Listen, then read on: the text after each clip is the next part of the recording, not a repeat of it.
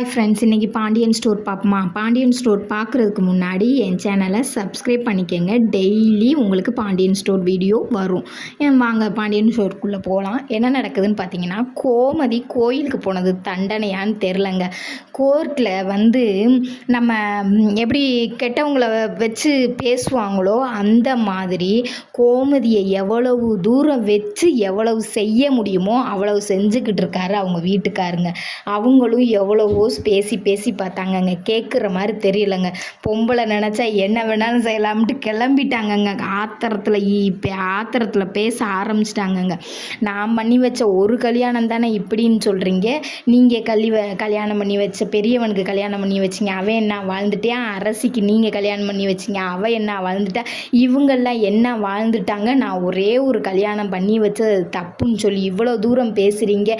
நானும் வாயை மூடிக்கிட்டு இருந்து இருந்து இருந்து இருந்து பார்க்குறேன். நீங்களும் என்னைய போட்டு கொத்துன்னு கொத்திக்கிட்டே இருக்கீங்க. ஒரு அளவு தான் நானும் வாங்க முடியும். எவ்வளவு தான் வாங்க சொல்கிறீங்க? போட்டு இவ்வளவு அடி அடித்தா நானும் என்ன தான் செய்கிறது? நானாக மிஸ்ஸுன்னா எந்திரிக்கிறேன், ஜோராக்கிறேன், துணி துவைக்கிறேன், அந்த வேலை பார்க்குறேன், இந்த வேலை பார்க்குறேன், அவ்வளவு வேலையும் பார்க்குறேன். அவ்வளோ வேலை பார்த்தும் ஒரு புண்ணியமும் இல்லையே. போட்டு என்னைய போட்டு இவ்வளவு தூரம் பண்ணுறீங்களே. எனக்கு நீங்கள் பேசாமல் இருக்கீங்கன்னு ஒரு கவலையில் தானே நீங்கள் பேசுவீங்கன்னு மேற்கொண்டு உங்கள்கிட்ட வழியை பேசி பார்த்தேன். நீங்கள் இவ்வளவு டார்ச்சர் பண்ணுறீங்க அப்படின்னு சொல்லி கோமதி மனசுக்குள்ளே இருக்கதெல்லாம் கொட்டிட்டாங்கங்க.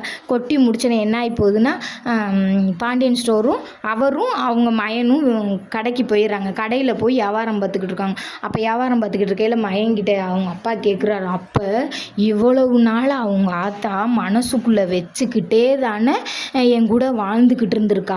அப்போ எவ்வளோ வச்சிருப்பா வஞ்சம்.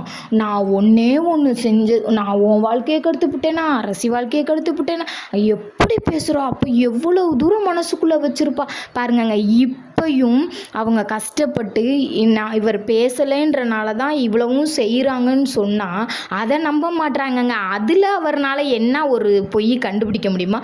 அதை கண்டுபிடிச்சி அதுக்கு ஒரு பேச்சு பேசுகிறாருங்க.